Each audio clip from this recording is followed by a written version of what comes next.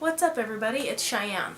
Okay, so some of you guys know this and some of you might not. I am a big movie buff. My degree from college is in film, even though I don't entirely use it, but you know, whatever. My degree from college is in film. I spent pretty much the entirety of my formative years just in my room watching movies. So every once in a while, every movie buff has that moment where somebody asks the dreaded question, what's your favorite movie?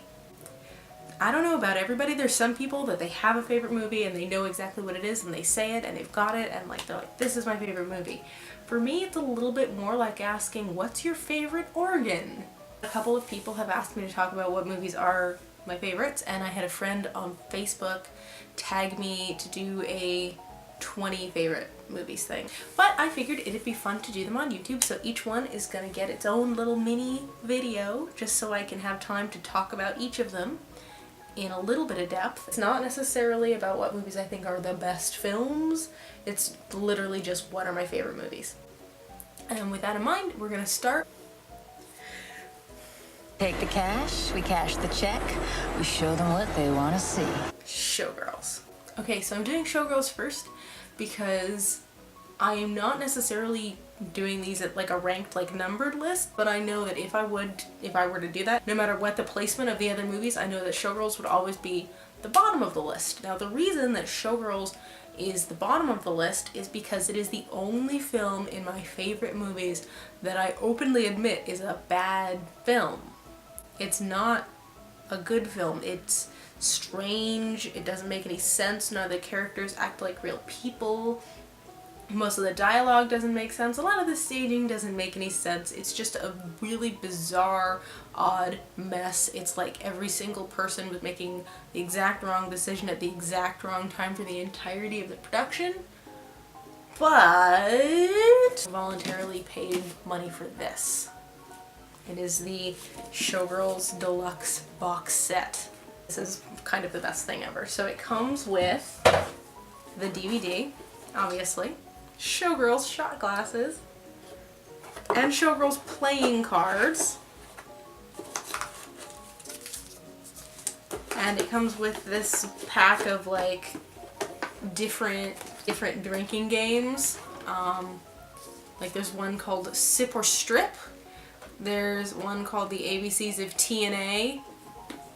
Oh, it's limited edition and I love it. It's one of my most prized possessions, like legit. This movie actually killed the NC-17 rating because it was such a bomb and such a fiasco that it basically made the NC-17 rating like box office poison. No one wanted to touch it. That's why you don't see serious NC-17 films anymore. So if Showgirls is such a bad movie, why is it one of my favorites? It's hard to explain if you haven't seen Showgirls.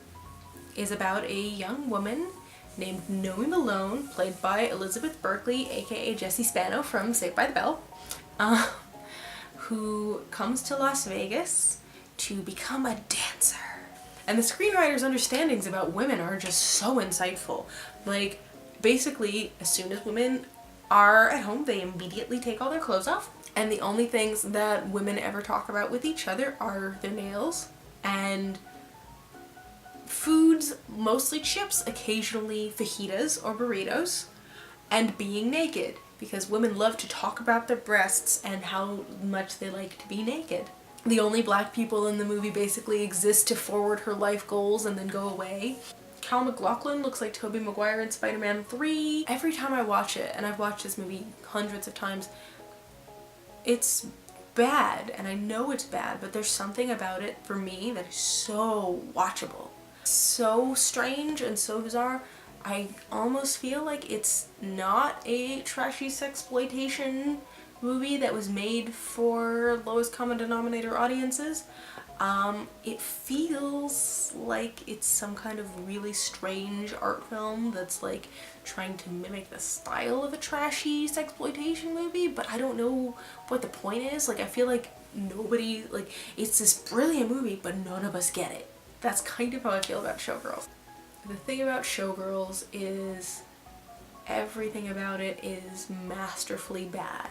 And That's also the same thing that I think a lot of people like about The Room. And I like The Room too. I enjoy The Room quite a bit, but I enjoy it in kind of a different way. With The Room, you see, you know, the weird acting and the weird, you know, sets, and you kind of see all of the seams in the filmmaking.